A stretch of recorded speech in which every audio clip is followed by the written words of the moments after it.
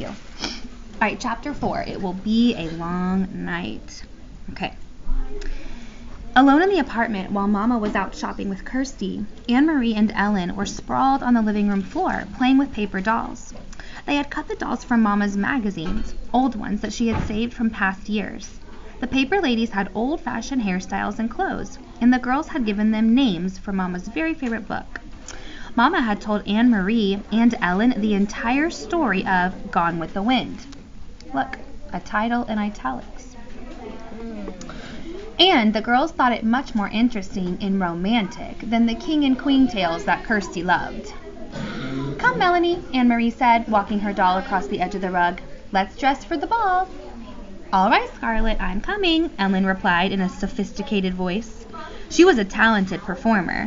She often played the leading roles in school dramatics, like the school plays.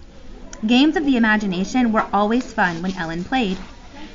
The door opened and Kirsty stomped in, her face tear-stained and glowering. Mama followed her with an exasperated look and set a package down on the table. I won't, Kirsty sputtered. I won't ever wear them. Not if you chain me in a prison and beat me with sticks. Anne-Marie giggled and looked questioningly at her mother. Mrs. Johansson sighed. I bought Kirsty some new shoes, she explained. She had outgrown her old ones. Goodness, Kirsty, Ellen said. I wish my mother would get me some new shoes. I love new things, and it's so hard to find them in the stores. Not if you go to the fish store, Kirsty bellowed. But most mothers wouldn't make their daughters wear ugly fish shoes. Kirsty, Mama said soothingly, you know it wasn't a fish store, and we were lucky to find shoes at all. Kirsty sniffed. Show them, she commanded. Show Anne-Marie and Ellen how ugly they are. Mama opened the package and took out a pair of little girl's shoes. She held them up, and Kirsty looked away in disgust. You know there's no leather anymore, Mama explained, but they have found a way to make shoes out of fish skin. I don't think these are too ugly. So again, the war. Not a lot of things. Now there's also no leather. Anne-Marie and Ellen looked at the fish skin shoes. Anne-Marie took one in her hand and examined it. It was odd looking. The fish scales were visible, but it was a shoe, and her sister needed shoes. It's not so bad, Kirsty, she said, lying a little. Ellen turned the other one over in her hand. You know, she said, it's only the color that's ugly. Green, Kirsty wailed. I will never, ever wear green shoes. In our apartment, Ellen told her, my father has a jar of black ink. Would you like these shoes better if they were black? Kirsty frowned. Maybe I would, she said finally. Well then, Ellen told her, tonight, if your mama doesn't mind, I'll take the shoes home and ask my father to make them black for you with his ink. Mama laughed. I think that'd be a fine improvement. What do you think, Kirsty? Kirsty pondered. Could he make them shiny? She asked. I want them shiny. Ellen nodded. I think he could. I think they'll be quite pretty, black and shiny. Kirsty nodded. All right then, she said, but you mustn't tell anyone that they're fish. I don't want anyone to know. She took her new shoes, holding them disdainfully, and put them on a chair. Then she looked with interest at the paper dolls. Can I play too? Kirsty asked. Can I have a doll? She squatted beside Anne-Marie and Ellen on the floor. Sometimes Anne-Marie thought Kirsty was such a pest, always butting in. But the apartment was small. There was no other place for Kirsty to play, and if they told her to go away, Mama would scold. Here, Anne-Marie said, handing her sister a cut-out little girl doll. We're playing Gone with the Wind. Melanie and Scarlett are going to a ball.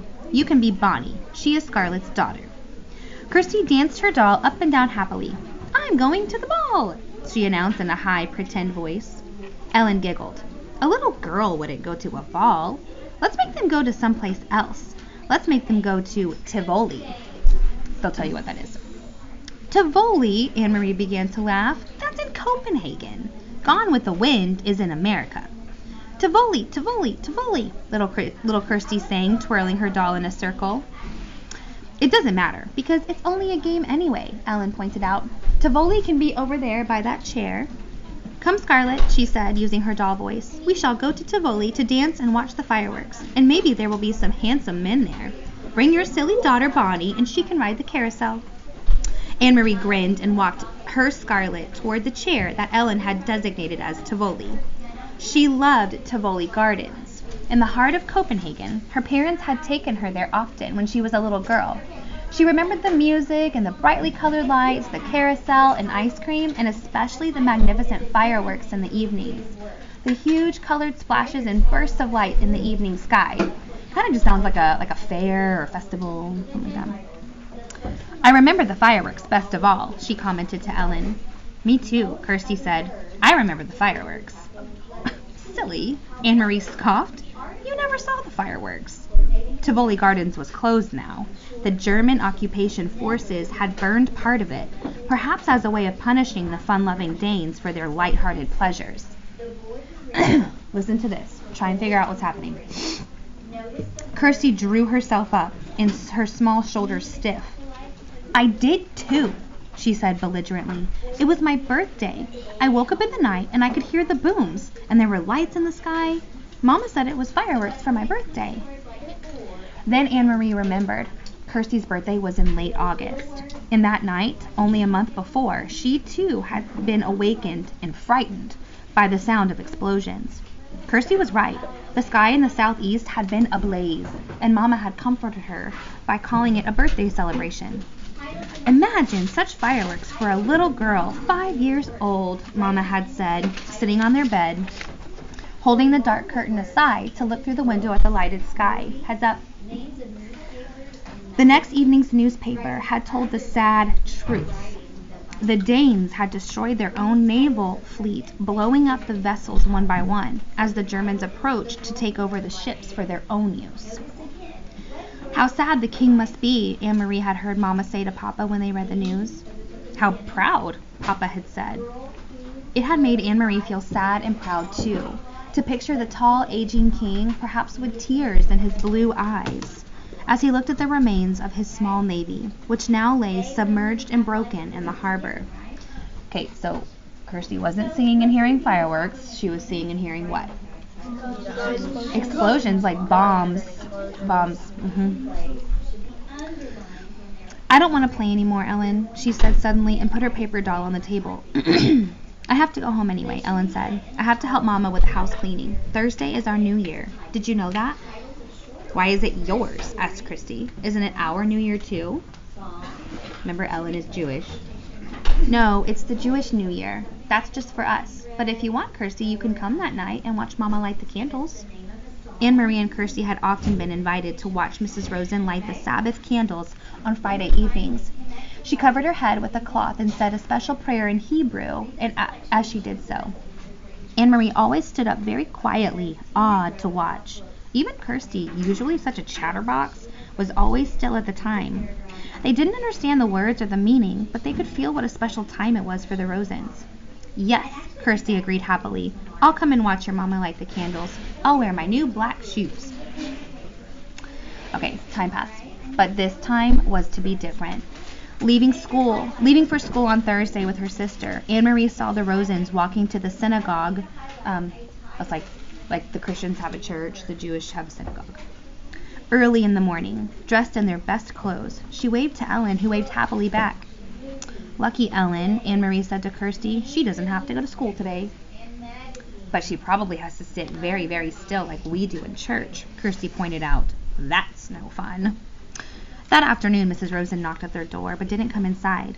Instead, she spoke for a long time in a hurried, tense voice to Anne-Marie's mother in the hall. When Mama returned, her face was worried, but her voice was cheerful. "Girls," she said, "we have a nice surprise tonight. Ellen will be coming to stay overnight and to be our guest for a few days. It isn't often we have a visitor." Kirsty clapped her hands in delight. "But, Mama," Anne-Marie said in dismay, "it's their New Year. They were going to have a celebration at home. Ellen told me that her mother managed to get a chicken someplace, and she was going to roast it. Their first roast chicken in a year or more."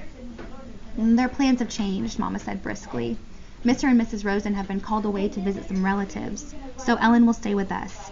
Now, let's get busy and put clean sheets on your bed. Kirsty, you may sleep with Mama and Papa tonight, and we'll let the big girls giggle together by themselves." Kirsty pouted, and it was clear that she was about to argue. Mama, will you tell a special story tonight? Her mother said. One just for you. Oh, sorry. Mama will tell you a special story tonight. One just for you. About a king? Kirsty asked dubiously. About a king if you wish, Mama replied. All right then, but there must be a queen too, Kirsty said. Okay, time passed. Though Mrs. Rosen had sent her chicken to the Johansons and Mama made a lovely dinner large enough for second helpings all around, it was not an evening of laughter and talk. Ellen was silent at dinner. She looked frightened. Mama and Papa tried to speak of cheerful things, but it was clear that they were worried, and it made Anne-Marie worried too. Only Kirsty was unaware of the quiet tension in the room, swinging her feet in their newly blackened and shiny shoes. She chattered and giggled during dinner. Early bedtime tonight, little one, Mama announced after the dishes were washed.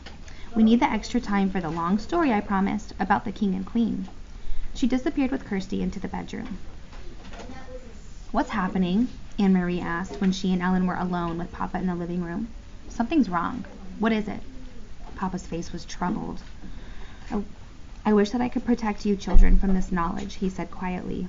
Ellen, you already know. Now we must tell Anne-Marie. He turned to her and stroked her hair with his gentle hand. This morning, at the synagogue, the rabbi told his congregation that the Nazis have taken the synagogue lists of all the Jews, where they live, what their names are. Of course, the Rosens were on that list, along with many others. Why? Why did they want those names?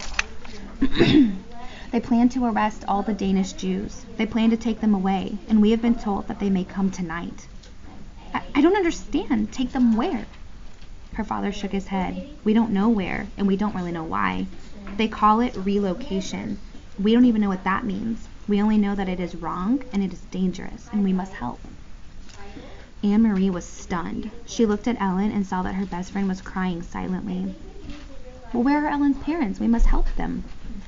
We couldn't take all three of them. If the Germans came to search our apartment, it would be clear that the Rosens were here. One person we can hide, not three. So Peter has helped Ellen's parents go elsewhere. We don't know where. Ellen doesn't know either, but they are safe. Ellen sobbed aloud and put her face in her hands. Papa put his arm around her. They are safe, Ellen. I promise you that. You will see them again quite soon. Can you try hard to believe my promise? Ellen hesitated, nodded, and wiped her eyes with her hand. But, Papa, Anne-Marie said, looking around the small apartment with its few pieces of furniture, the fat stuffed sofa, the table and chairs, the small bookcase against the wall. You said that we could hide her. How can we do that? Where can she hide? Papa smiled. That part is easy. It'll be as your mama said. You two will sleep together in your bed, and you may giggle and talk and tell secrets to each other.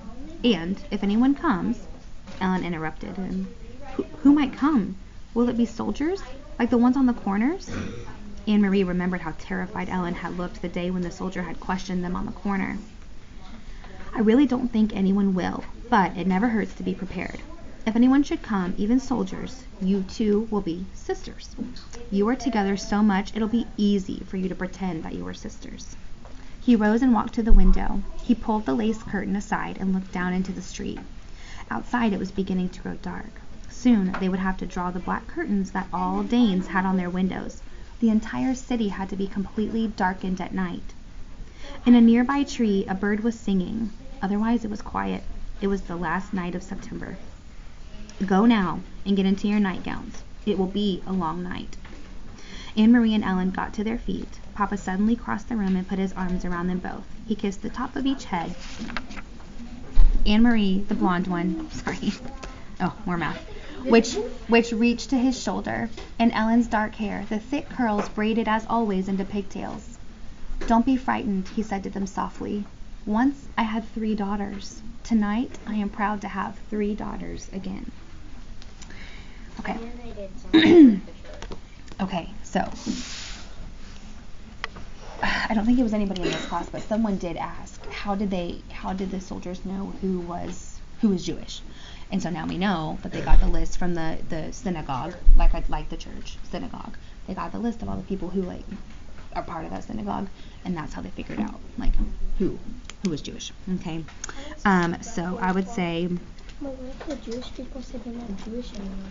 I don't know.